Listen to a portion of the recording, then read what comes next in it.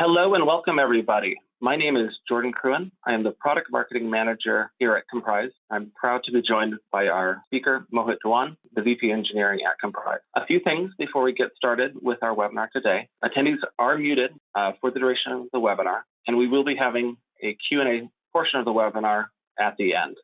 So please direct all of your questions into the question tab. And with that, I'm going to pass it over to Mohit. Thank you, Jordan. And thank you, everyone, for joining today's webinar. As Jordan mentioned, my name is Mohit Dewan, and I head the engineering team for Comprise. I've been in the organization, in the company for, from the beginning of the product that we started working on it.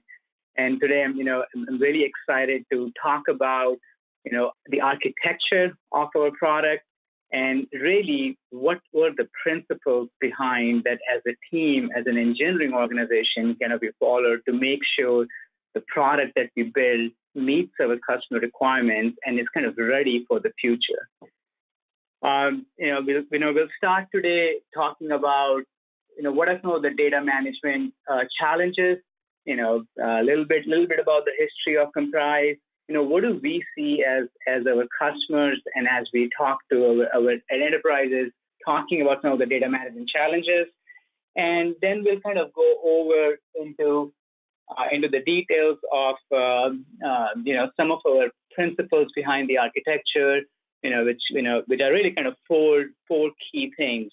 As I was saying, that we'll talk about some of the pillars of our architecture, which is the key one is the distributed analytics and search. We'll talk about how we are completely storage agnostic and really non-intrusive. And really how we have built this redundant and transparent hierarchical file system to really provide very seamless and transparent access to any data that you have in your environment. And the key things that is really core of our DNA is, a few of our founders are really PhD in distributed systems, and how we from ground up built up the product, which is really scalable, fault tolerant, and completely distributed scale out architecture. And as Jordan mentioned, please, any questions that you have, you may post it in the GoToWebinar chat, and we will answer those questions at the end of the webinar. So a little bit more about Comprise. We are the leader in the intelligent data management space. We have a unique architecture that really makes our product simple and easy to use. It helps organizations provide insights to their data very quickly while reducing the cost of managing the data drastically. And our customers include from various different verticals, and you'll see in the upcoming slide as well. We have customers from genomic space, finance, education, engineering / semiconductor industry, and includes many Fortune 500 companies. We'll go into the details, as I mentioned, today about some of our architecture. So the key points are highlighted here, that we are completely adaptive, really no stubs, no bottlenecks, no central anything that allows us to scale with the growth that you are seeing in your in your environment, going from maybe petabytes to data to even like zettabytes of data in the future. So let's talk about, before we get started into the Comprise solution, let's look at what are some of the challenges that we have seen our customers facing and what you may be facing in your environment as well. Right, as you can see in this table on the left, we have almost all the verticals, and this data is actually from our customers, right? So our actual customers who are using the product, and the analysis that we have done in their environment, if you sum it up and aggregate across verticals, this is exactly what we see, right? So you can see roughly in every vertical, there is data that is cold that hasn't been accessed for more than a year, and that's really roughly 60 to 80% in a lot of the verticals. And and also see on the second column on the right about the growth, where in every vertical there is a minimum growth of like 20%. But if you look at the genomic space here, where the growth is really happening at about over 300%. And this is what we see in the genomics, in any IoT, right? Talking about autonomous vehicles and tracking. And so in all these space, the data growth is happening at a very rapid pace. And if you look at the, on the cold data section of genomics, right now it's 45%. But imagine that 300% data that kind of was created in the last 1 year. As that data is going to keep getting cold, that number is going to increase for that space as well. And we'll roughly, we'll see almost 80% of overall data, does not get accessed over 1 year. Now, why is that important, right? So, and I'll talk about a little bit, in the next slide on what customers have been doing so far with this data growth, and with this, maybe they have the knowledge or not on how much data do they have in their environment and how much data is cold, right? So if you look at it traditionally, what happens is, you have your primary, NAS storage, could be anything, could be flash, could be, fast disks that you have. But if your expensive primary storage being used by your users and applications to generate data, to access data, meeting their performance requirements and everything. And as we saw from the previous slide, this data is growing at a rapid pace, right? So you have to, what customers generally do is, as they're running out of the storage space, they buy more storage so that they can make sure that there is no impact to the users and applications accessing the data, because they cannot move the data out of their storage. They want to maintain their namespace that they have, so the users and application can continue to go to one place to access their data that they're used to, and the data is not moved anywhere outside of their primary storage to any other storage. Now, not only this data resides in their main site in the primary storage, for data protection purposes, you also have to back up this data. And you generally not create one copy of the data. You may want to have snapshots that go for months. In some environments we have seen, you may make another copy of the data. For some reason, disk fails or things happen, or a user accidentally deletes file and they want to recover a particular file or some set of data, they can go. So you generally keep 2 to 3 sets of copy of the data.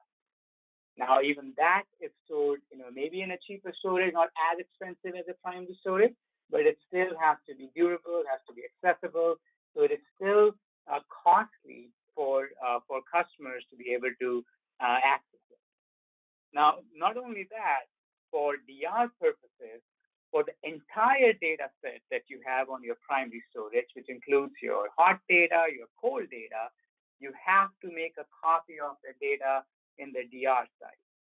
Now, that is, again, a full replication of your data that includes hot and cold, and that has to be also in a very similar storage as your primary storage, because if something happens, you may want to be able to point users to the DR site and be able to access every data. So now you look at, you have created your main site, you have your DR site, and you have multiple copies of your data that you're keeping. And you do that for your entire data set. And as this data set is growing at a 40%, at an 80% year-over-year rate, you will have to make sure that you keep buying more storage for DR, for backup, and for your main primary storage on a regular basis. So how does Comprise help there?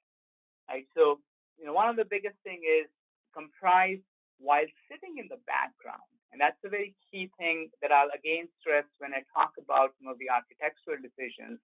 It sits in the background. It analyzes your data set and gives you the visibility on what your data is and how much the data that you haven't accessed over 1 year. Now, once you have that visibility, you want to take some action on it.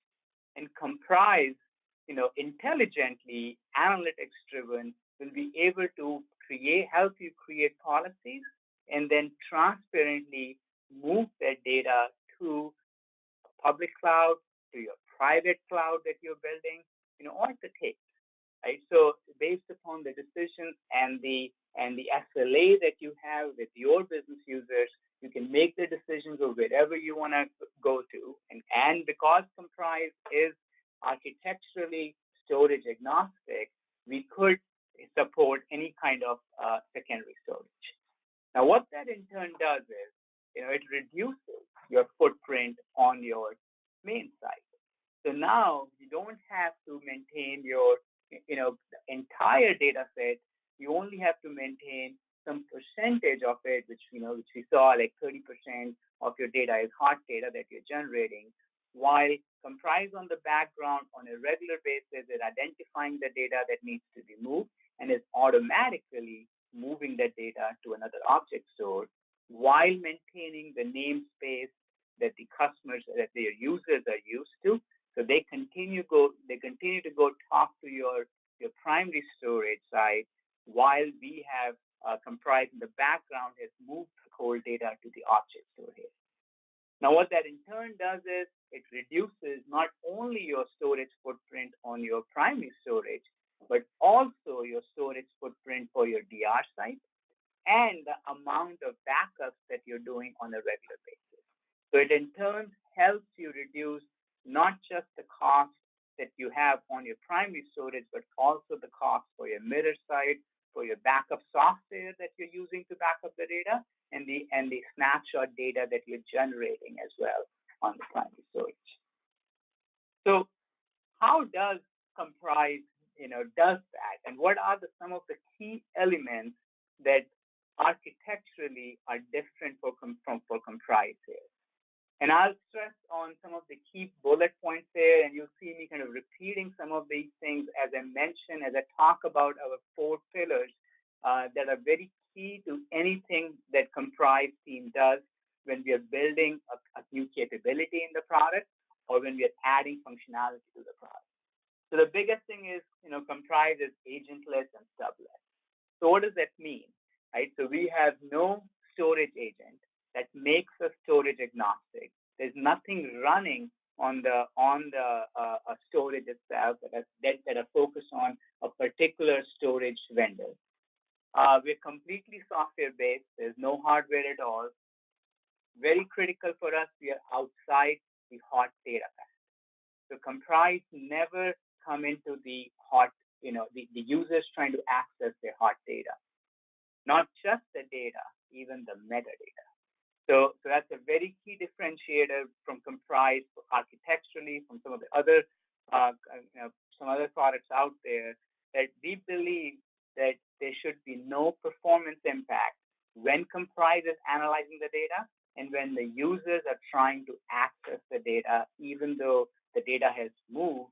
The access to the hot data that sits on their expensive, highly performant, fast storage should continue to work at the same performance expectation as they had before. Very simple to configure and use. It's a modern web technology, very easy to set up. Within minutes, you are able to set up Komprise in your environment, get the analysis of your data, and start configuring your move. Completely scale out and based on open standard protocols. And that's a very key thing as well, because that allows us to be really storage agnostic. Now let's go ahead and go ahead and talk about what are these 4 pillars and that really makes the Komprise product unique and why they are very important for us and how it differentiates us as well in the marketplace. First one is distributed analytics and search. And this is really core to the product. Right? As we started building the product, the first thing we talked about is we need to be intelligent. And what that means is we need to be data and analytics driven. And why is it important is, as we are building the analysis, if we are not using that analysis to be able to help customers move their data, identify the data, then we are not providing the core functionality of the product. And the analytics has to be fast, has to be in a way that is robust, and has to be in a way that it provides the capability for the users to search and find their data. We wanted to enable the value of your data through our analytics. And I'll talk more about in details on how our architecture allows you to do that. Second one, storage agnostic and non-intrusive. Again, I kind of highlighted this before as well. We wanted to make sure that Komprise, works with any storage out there. Now, there may be some products out there that only, because they have an agent, because they are working with some proprietary technology of a storage vendor, they are tied to one storage. They can only work with, work with your whether it's NetApp, whether it's CMC, and a particular storage, instead of working across the storage platform. And the reason that is very important is because what we see in our customers, they don't only have one kind of storage platform. Whether through acquisitions, whether they have organically decided to go and buy multiple storage, all of our customers have multiple storage vendors in their environment. And that is completely across the board, across all verticals. We have consistently seen that. So we provide one solution across all the storage vendors out there. And the other thing, non-intrusive. And that is also was very important for us. The reason is, again, some of the products out there, they come in the data path, which really impacts the performance when someone is trying to access the data. Being Komprise sitting in the background allows you to provide the same functionality. However, there are no performance impacts. We never come into the path of your hot data or path of any metadata request when users are accessing their primary file system. Third one is redundant, transparent, hierarchical file system. And this is kind of very, very important as well for our customers. As I mentioned before, customers or users in your environment are already used to going to a particular location to access their file. They already have a global namespace in their environment, whether they are through their, whatever primary storage you have in your environment. What Comprise does is it does not go ahead and replace that global namespace. It allows you to continue to work with your global namespace, but still go ahead and archive the data through the object store or cloud or on any other cheaper NAS while maintaining the namespace that you have. So there is absolutely no impact to the end users that is accessing the data. And I'll talk more about not just they can access that data, but how they can see that data in the same way they're used to, but also have a file-based access to the data, whether it's sitting in the cloud or whether it's sitting in their environment itself. Distributed scalar architecture. And I think all the other pillars that I talked about have this functionality built in. So it's a kind of very interesting piece that we always have. Anything that we wanted to do, whether we are providing the analytics, whether we are providing the access to the data, or whether we are are providing being kind of storage agnostic, anything that we do, we wanted to make sure we are ready for now at a scale and for the future, right? Because we see that the data growth is happening at a rapid pace. Today it's petabytes of data. Tomorrow it will be zettabytes of data. And Komprise wanted to have no limitation, no scaling limits in the product to be able to handle any amount of data and billions of files. And I'll talk about in detail what that really means. So let's go ahead and talk in detail about each of these architectural pillars. And the first one is really our analytics and search. Now, what it is it really provides you are really insights to your data that you may have never had. You can see exactly how much data you have, how much data you haven't been accessing, how much data is being owned by which users, and what kind of cost benefits would you see if you use Comprise with another secondary storage to move that data seamlessly. Now that's all great, but what really is core of this engine is kind of very unique, right? It's a very fast analytics engine, at the same time very adaptive. Now those are very kind of, you would say, very contradictory terms, right? That is, but we want to be able to make sure that some customers really want, they have fast storage, they can handle very fast analysis with the metadata search.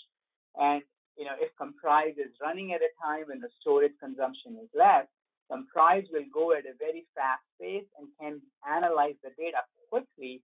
And not only that, but it can project your data based upon what it has already seen.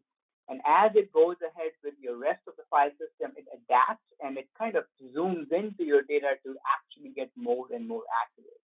As it completes the analysis, it exactly shows you how much data do you have and gives you complete insight of it.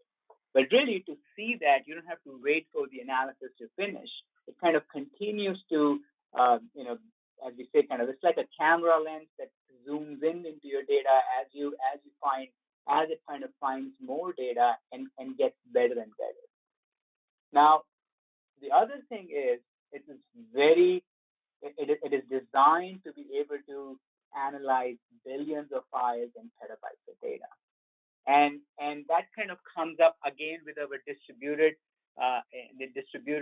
scale-out architecture along with it, because we have a capability of multiple of our observers running in your environment, and these observers that runs in your data center. They are virtual machines that you deploy when you deploy Comprise, and you can have one observer running, or you can have tens of observers running based upon your environment, and it just scales automatically. Simple to add, just add another virtual machine in your environment. You distribute the load, and it will automatically pick up from the previous observer where things were and continue to move on. It automatically scales beautifully as you keep adding more of these observer virtual machines. So it can handle billions of files.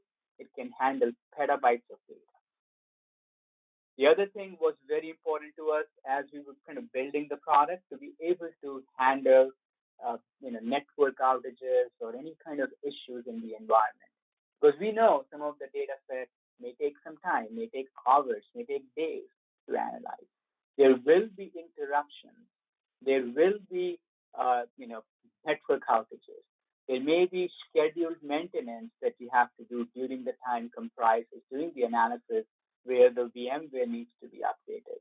So things will get paused, things will get shut down, and Comprise is able to handle that without any problem. It automatically, our design handles, constant checkpointing,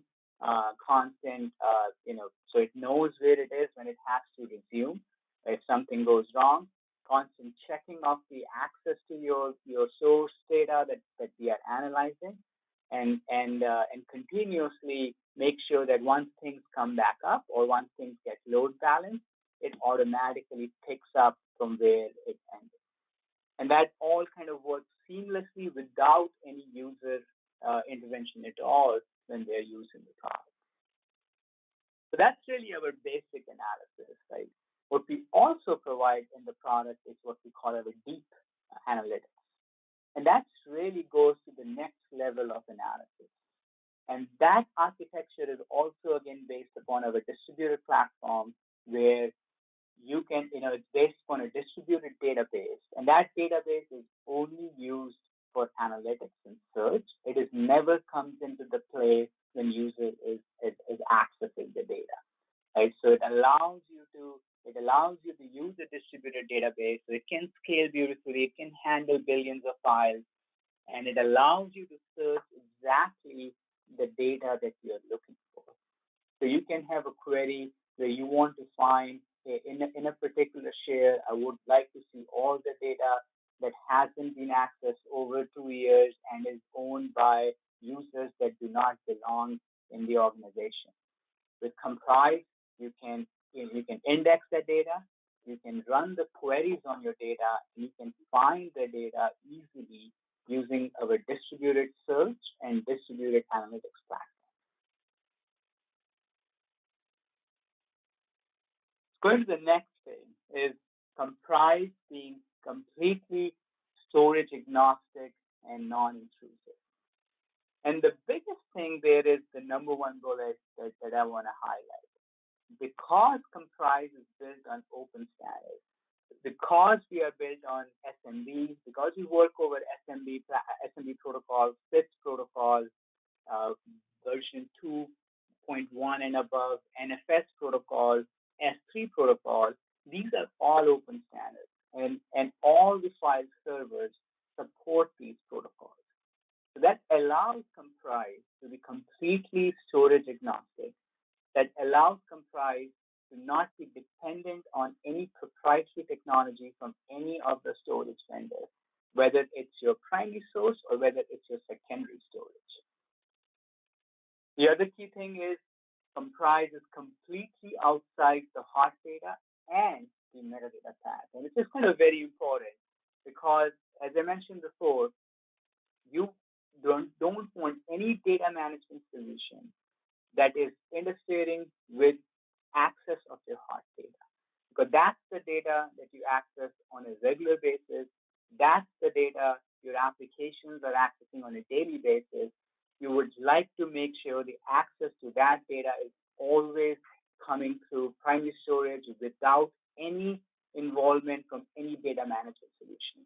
And that's architecturally Comprise observers are running in the background, are talking to the primary file storage using the NFS SMB protocol as any other client, and getting the analysis and also creating what we call Comprise dynamic links that allows us to be able to completely be out of data and the metadata path. So what are these Comprise links, right? And these are also, Comprise links are also not proprietary. They're kind of, most of the cases, they're the symbolic links that any protocol supports, whether it's the SMB protocol or the NFS protocol. But the beauty of this is because the way we create the link, the metadata of that link resides on your primary storage. So if you're trying to find a file, you're trying to find anything, any metadata search that you're doing on your primary storage, the request remains on your primary storage. Comprise does not get involved at all.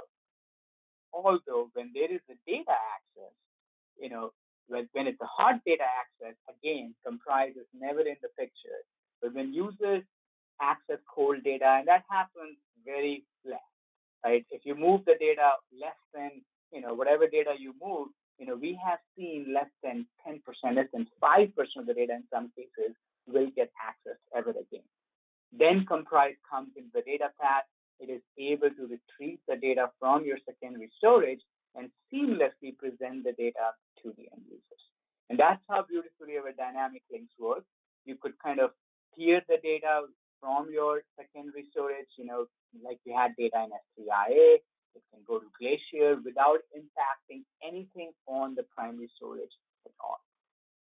Now, also, these links are very, very resilient. And again, I'll bring the fact of being distributed in nature here as well. They are also very distributed in nature. And what I mean by that is a lot of other products that are call themselves as data management solutions, when they create static stubs, that's what I would like to call them, because the information about what that stubs point to is sitting in a database. So at the time of the access, you have to query a central database to figure out where the file points to and then provide the access to it. Now that is great when you are at a small scale, when you have 100,000 files, 1 million files, and terabytes of data. But as you scale, as you go to petabytes of data, the database does not work. As you go to billions of files you have moved, the database does not work.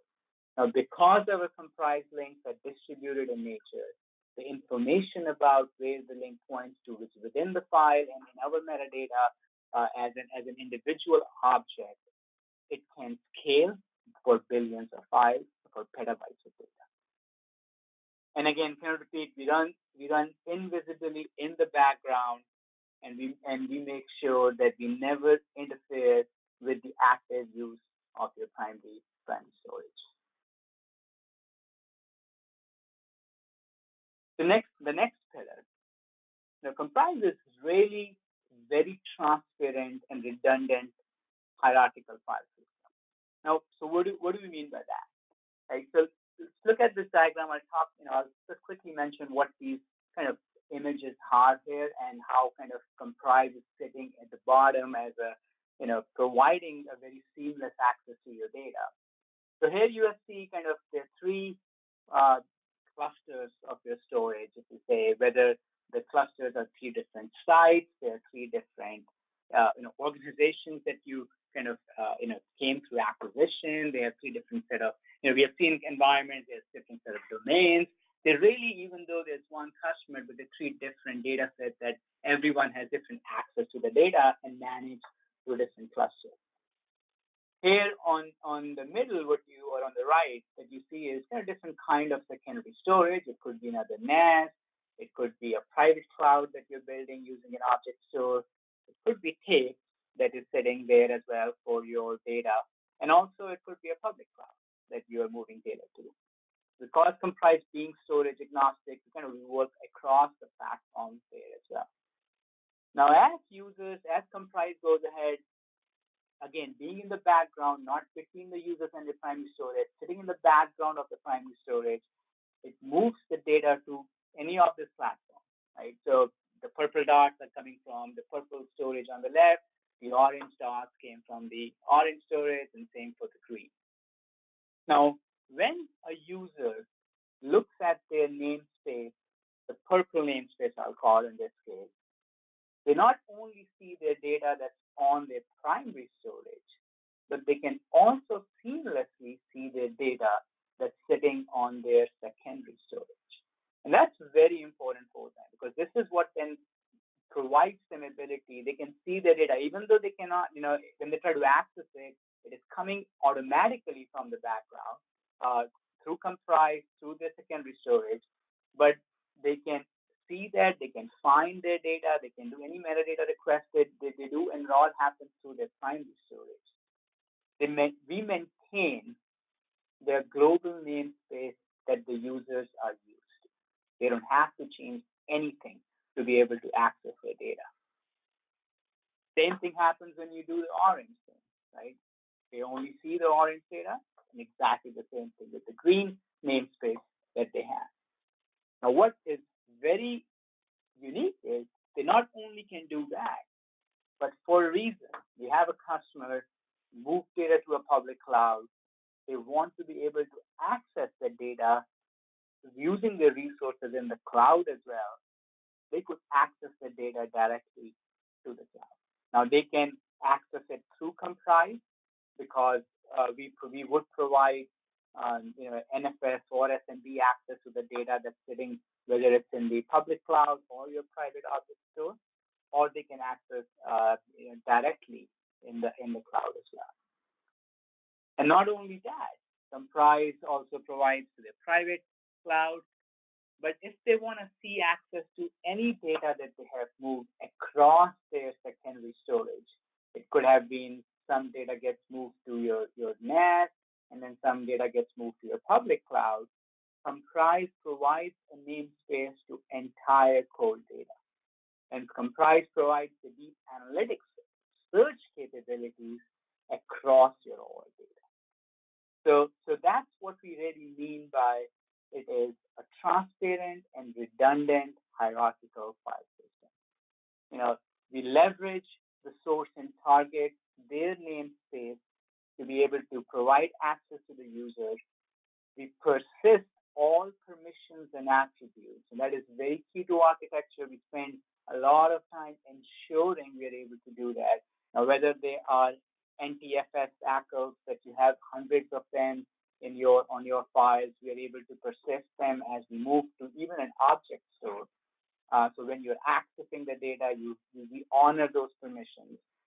Whether these are POSIX attributes that are your UIDs and GIDs and NFS-v4, we are able to handle those. So Comprise is able to provide all the permissions, all the POSIX attributes, all the DOS attributes, all the Windows attributes as we are moving this data to your object store or to a public cloud object store as well. And again, the way we do that is there are no agents and no changes needed to the NAS storage. And that was kind of key of our architecture as well, again, by using open standard protocols. So last but not the least, I think you probably heard this in all of the other pillars that I talked about. The product is really based upon the core principle of being completely scale out and distributed. And there are multiple elements of it. And the first one is our architecture of Comprised grid that I want to talk about. What our Comprised grid is the grid or the number of virtual machines that you put it in your environment, that they automatically join the grid as they talk to our Comprised console. And they work with each other to load balance, to provide highly available solutions. So if any one virtual machine goes down, has a temporary issue, or has ongoing scheduled maintenance, the other observers picks up to make sure that you never have any issue accessing your data that has been moved. And it all happens automatically. We have customers that they started their POC deployment with one or two observers analyzing some few hundred terabytes of data. As they scale to petabytes of data, they just seamlessly added few more observers in their environment, added the rest of the shares, and we were able to handle billions of files, thousands of shares, and petabytes of data using those Comprised virtual machines. So that's one of the key part of it. Talked about our distributed analytics already, that also scales the same way. It is based upon our distributed database that can provide you analytics and no limit, basically, on how you would like to search and index the metadata in your environment. The other thing is about the database, right? And that was also kind of came up during the talk of how we are storage agnostic and how our Comprised dynamic links work, right? Same thing, because some data management solutions or data archiving solutions, they really provide a database-based solution. And the reason they do that is because they're using static stubs. That information about where that stub points to is in the database. They have to query the database to find where the data is and then provide access. And as I said, that is great for few files, few thousand million files, but as you scale, that always causes an issue. The central database becomes an issue. The management of the database becomes an issue, and a lot of challenges with it. Comprised links itself are created in a way that they are standalone. They by themselves and by Comprised observers can together work to provide the data. Both of them being distributed in nature makes no limits, no scale limits technically in the product. The other thing is kind of mentioned as well, we are very resilient and highly available. If anything happens to the Comprised observers, one or more, the other observers are, the grid technology talk to each other, they identify these issues, and they automatically and seamlessly takes over the load to make sure that there are never issues in data access during that time. So in summary, I just want to kind of bring this slide one more time. What we talked about today is, how Comprised, based upon these four key principles, built our product to allow our customers to have the analytics they need for their billions and petabytes of files can have a solution that is not tied to a particular storage, can work across your storage platform, maintains your namespace that the users and applications are already handling, does not have to do a lift and shift, does not have to put anything in the middle of your users and your primary storage, and doing all that in a very distributed scale out manner. So you can not only the solution works today for your billions and petabytes of files, but also for future when your data growth happens and you go beyond that petabytes of data. I thank you everyone for attending this webinar, and we will open up for any questions that you may have now. All right. Thank you everyone for all of the great questions that we've been getting through the questions tab here within GoToWebinar. I'm going to go ahead and answer the first one. Yes, we will be recording, and we are recording this presentation, and we will be providing it to you after the session. And with that, I have a couple questions here. We're not going to get to them all, but please do continue to put questions into the questions tab, as we will be following up with everyone on them individually after the webinar. So I have a couple questions that are coming in, Mohit, around the difference between a comprised link and a stub. So if you could maybe quickly talk about that difference and why we chose to go with the links. Absolutely. I think there's few key reasons for that. So one of them is we did not want anything that is proprietary to one storage vendor, and some of these stubs are proprietary, are based upon some of the technologies from the storage vendor. Comprised links are storage agnostic, are very protocol friendly, that we create over standard protocols. They're standard links. And the other big thing is, as these links are created, they can work standalone without requiring any database. Right? So that was another big thing, that we did not want to have any limitation, any scaling limitation to the product. So our links are completely dynamic in nature. They are completely, we can scale and create the billions of these comprised links without having any central bottleneck. All right, wonderful. The second question that I think we're going to go at is, how does Comprise keep track of the metadata without using a database or a centralized database? Absolutely. And I think there are two elements of it. Comprise provides two levels of analysis.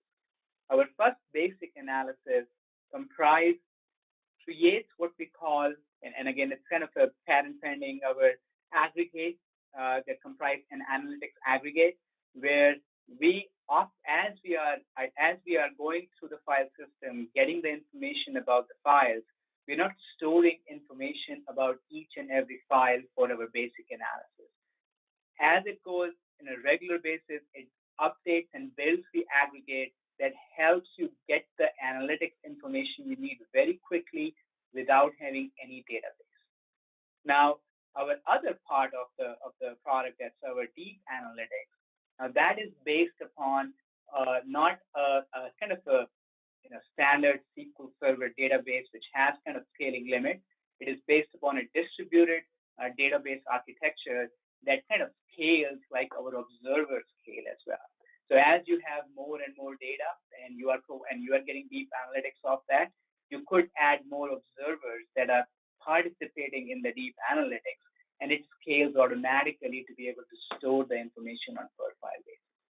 All right, wonderful. I think we have time for maybe one or two more.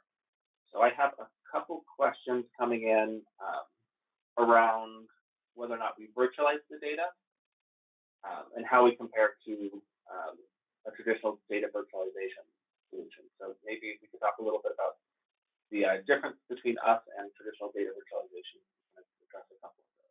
Absolutely. So if you look at the data virtualization solution, right, what they generally do they come in the middle of in the path of your either data or the metadata, depends upon how they are virtualizing. And what that really means is the first thing you really have to do is you have to kind of lift and shift. You have to really point everything. They have to scan all your metadata. They have to store all your metadata information. And you have to then point your users and application to talk to the data virtualization layer rather than your primary data itself. Right? So that's one of the big challenges with the data virtualization solution, the whole lift and shift thing. The second thing is the performance. Right? Now, you already have a highly performant primary storage. Right? They have been optimized for access that you need. Putting another layer between your users and your primary storage is going to impact the performance. You're adding in a virtualization layer in the middle, and that virtualization layer is not for your cold data or metadata. That virtualization layer comes into the play for any request going in, and that impacts the performance as well after that. So that's the key challenges. But in Komprise, what we do is, as I mentioned before, we are sitting in the background. We're sitting under the primary storage, really. So we are talking to primary storage using standard protocols, NFS, SMB, and as we create those comprised links, the users and application, they continue to access their primary storage from using the namespace that they're used to, exactly the same way, no changes to it. Nothing comes in the middle of them and the primary storage at all. All right, cool. And then time for one more question. Again, we will answer the additional questions directly through email. And thank you, everyone, for providing such great questions. The last question, I think you talked a little bit about the robustness of the analysis and the search. So the question on what the actual network performance impact and the impact on storage would be of that past analysis. Got it. Yeah, and a great question. I think I mentioned before as well. Comprise is an adaptive at the same time provides the fast analysis, and what that really means is we try to get you the analysis as quickly as possible. But if we detect there are any delays from the primary file storage, we slow down. And Comprise also provides, as a user, as an administrator, ability to throttle us further down to make sure that there is no impact. However, we have seen in all our customer environments, as we are analyzing, the impact to their storage has always been less than few percentages, 2 or 3%. It has never been more than that. And even that, you can kind of throttle down if you really have any concerns. But we have never had really customers having an issues with our analysis engine or how it performs, because it's adaptive by nature. So it automatically will slow down if it detects slowness in the storage. All right, wonderful. Thank you, everyone, for your time today. If you have any additional questions, feel free to reach out to us at info@comprised.com. And if you would like a demo and to schedule your demo, go to comprised.com/schedule a demo. Thank you, everyone, for joining today's webinar.